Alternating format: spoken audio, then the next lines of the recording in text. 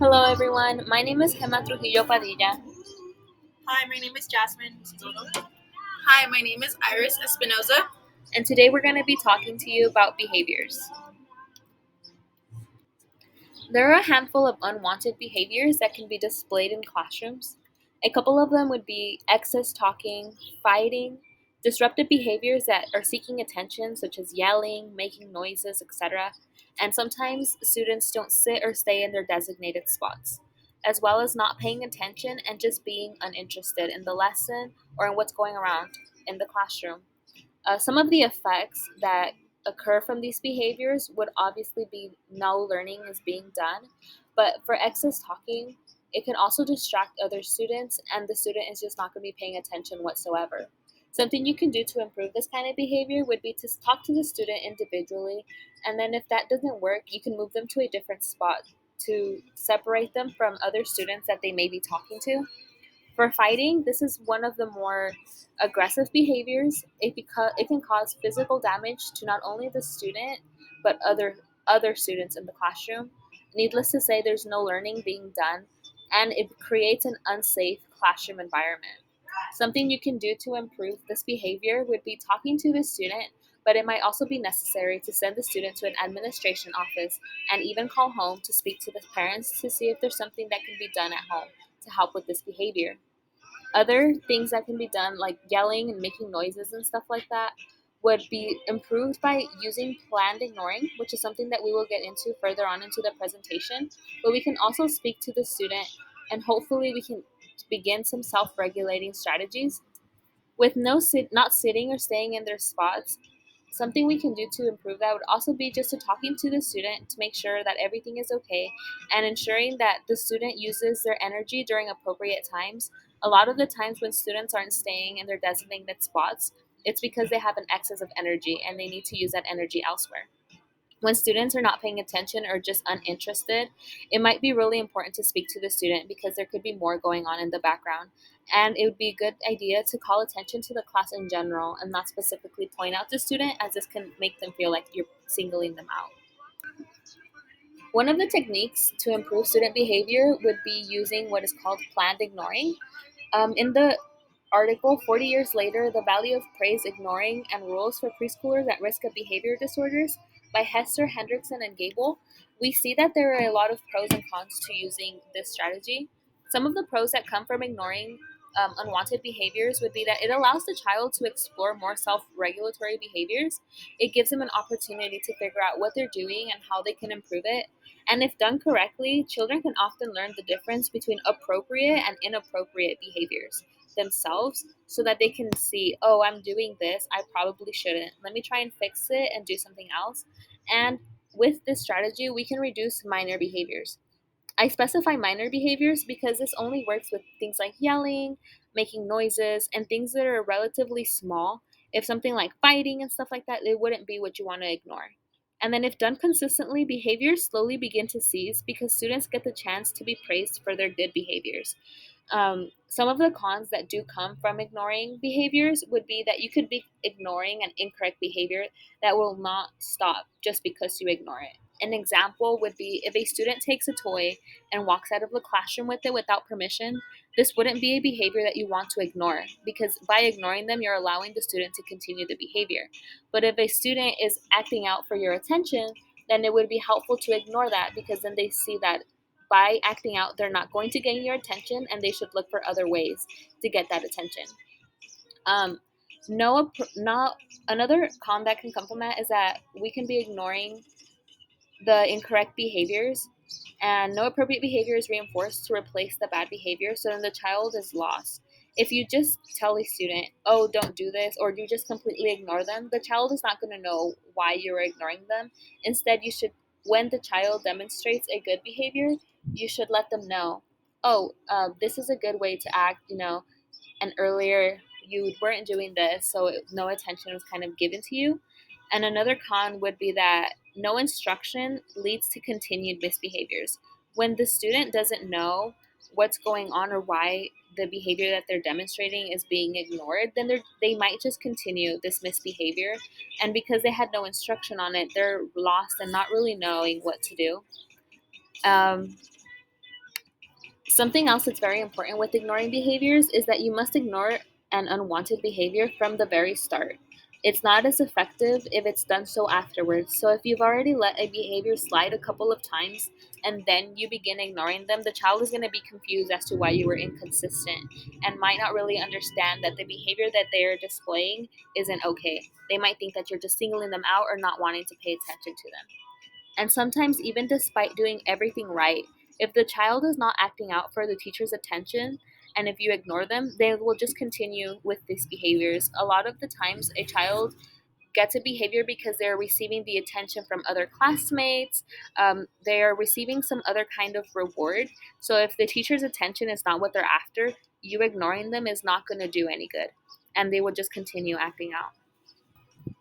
For this, we have come up with a couple of things that are good effective management strategies and some ineffective management strategies for the classroom.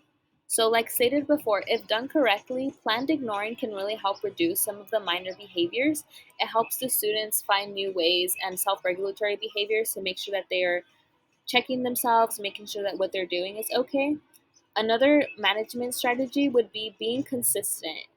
Being consistent and not letting things slide sometimes is one of the most important things you can do as an educator, because it gives the student stability and it lets them know from the get go that this behavior is not going to be tolerated and I need to cut it out. But being specific is also something that's very important. If you're telling a student, oh, don't do this or don't be bad, they're not really going to know what you're talking about. And they need to be told specifically, this behavior was inappropriate and I'm going to need you to stop, or here are other things that we can do. Not being specific oftentimes leads to confusion, and the child is not going to know what to stop and what not to stop. Contingency. So, noticing that a child has changed their inappropriate behavior to an acceptable one, and then praising them is also a really good classroom management strategy, because not only will the child see that you noticed their changed behavior, but the praise will also help them continue and know that, okay, this is what I'm supposed to be doing. The teacher approves of this. Let me continue doing this. There is also an urgency to correcting inappropriate behaviors as soon as they occur, not two or three times afterward. If done two or three times afterward, the child is not going to take you seriously and it's going to be a lot harder to end the unwanted behaviors. Then some of the ineffective classroom management strategies would be not communicating your expectations clearly. When a student doesn't know what you expect from them clearly, they're going to be confused and lost, and this gives way for unwanted behaviors. By not establishing student teacher relationships, it might also be difficult to get through to your students, and there will be no kind of respect or anything there. Once you establish a relationship, it's a lot harder for students and teachers to miscommunicate and to have these unwanted behaviors happen often. And then another ineffective strategy would be to not set boundaries. Students need boundaries and they need to know your expectations from the beginning. They need to know what's okay and what isn't okay, what will and won't be tolerated in the classroom, what is safe for their students and for themselves. And then by ignoring all bad behaviors, even if attention isn't what the student is seeking for, is going to be another very ineffective strategy, because you're going to be ignoring behaviors that sometimes need to be spoken to with the student. By ignoring them, you aren't going to fix them, and they might even get worse. And then another thing you can do that would be really ineffective would be waiting too long to intervene. If you're not quick with the intervention, sometimes the students think that things are okay and the classroom will get out of hand. So making sure that these strategies aren't used would be a great way to learn how to manage your classroom. An example of praising is one afternoon Jennifer is playing at the table with Play Doh, and although she rarely allows other children to use the material in her possession, the oval cookie cutter to Scott. Jennifer's teacher takes an advantage of the moment to use supportive praise. Jennifer, it's very nice of you to share the cookie cutter with Scott. After which Jennifer smiles broadly, her eyes twinkled, and she hands another cookie cutter to Scott. In turn, the teacher is reinforced for her alertness, for observing and sharing behavior, for briefly stopping what she was doing, and for praising Jennifer. For So the teacher, she noticed the act of kindness by describing what the child did, then reinforcing it with acknowledgement by saying, By saying it, it was kind and helpful for sharing the cookie cutter to Scott. For the California Content Standards 311M, describe examples of healthy social behaviors. For example, helping others, being respectful of others, cooperation, and consideration. We also used 321G, explain how individual behaviors and one's family and school influence growth and development. So, for example, they can take home what they learned in the classroom setting and show their cousins or siblings how they can be kind to one another. 371G, determine behaviors that promote healthy growth and development. 351G, examine why a variety of behaviors promote healthy growth and development. Students can grow up to have proper social norms, be kind not just to students, but everyone they come in contact with. It'll help them grow up to be good civilians. For lesson plan, we'll be discussing appropriate behaviors and respecting the classrooms. Introduction to the lesson plan. We'll begin the lesson with discussions of kindness and kinds of acts help guide the conversation to stay on topic by providing examples can be implemented in the classroom. So we were going to be read aloud book. The book is called "Kindness Is My Superpower" by Alicia Ortego. Finding the problem and finding a solution. Share with the classroom in order to figure out the problem and solution. We need to be like detectives and learn to ask and answer questions. Asking and answering questions also helps us understand the story better. I'm going to show you how to ask and answer the first few questions and part of ways through the story. It will be your turn to ask and answer questions on your own. Starting reading The Kindness is My Superpower by Alicia Ortego to the class and stop after page one. For example, we can ask, why does Lucas think he did something rude to his friend Lisa? Can you think of any solutions? Here is a video for reference. The kindness is my superpower, which is a read aloud.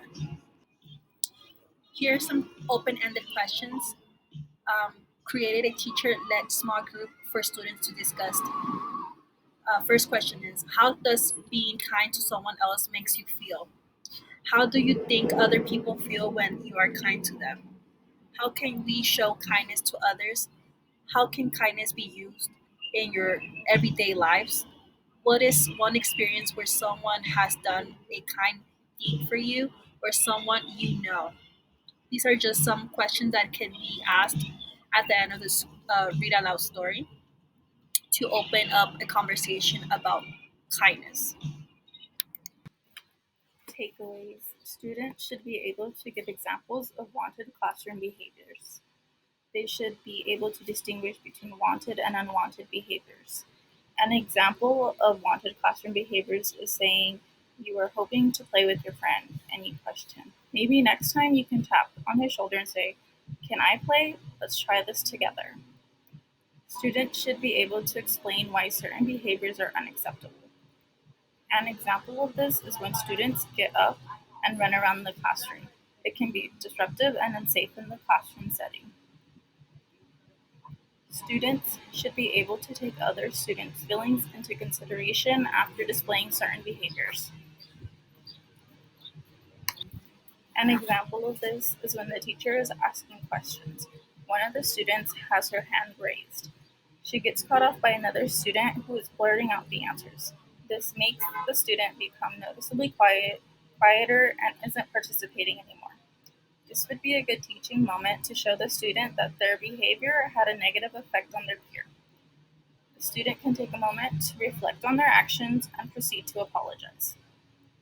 Students will be able to empathize and sympathize with others. This is our presentation on behaviors. To conclude, we just want to emphasize that in order to create a safe learning environment for everyone, it takes a team effort from both the educator and the students doing their part to try and minimize these behaviors. Oftentimes, these behaviors are a result of things that come from outside of the classroom, And though the educator might not know what's going on outside of the classroom, we can always make sure that we try and minimize these behaviors inside of our classroom to create a safe space for everyone.